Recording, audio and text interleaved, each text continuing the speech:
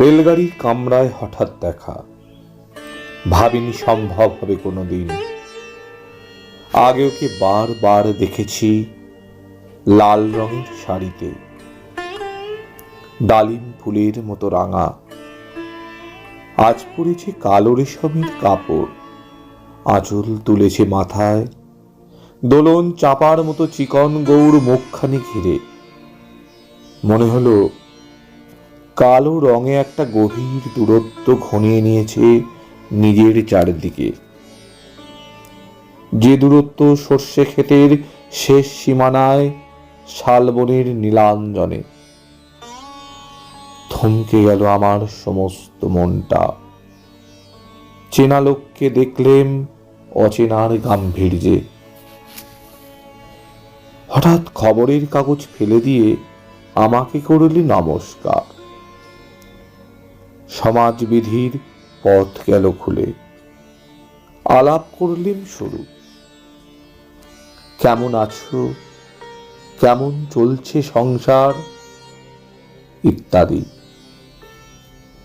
সে রইল জানলার বাইরের দিকে চেয়ে, যেন কাছের দিনের ছোঁয়াচ পার হওয়া চাহনিতে। দিলে অত্যন্ত ছোট দুটো একটা জবাব, কোনোটা বা দিলেই না।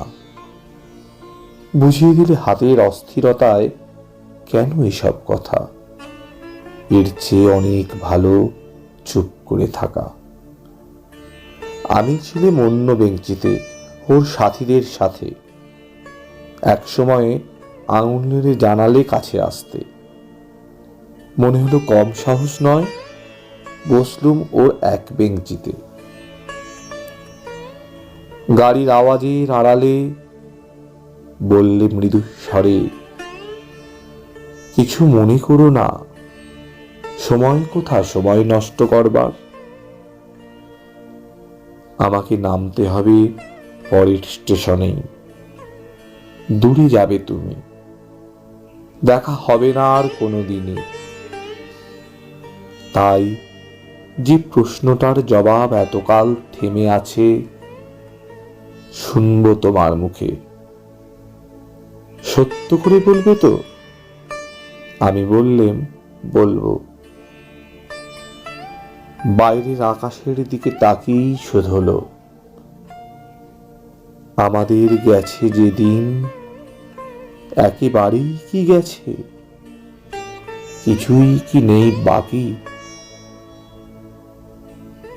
একটুকু রইলেম চুপ করে, তারপরে বললেম,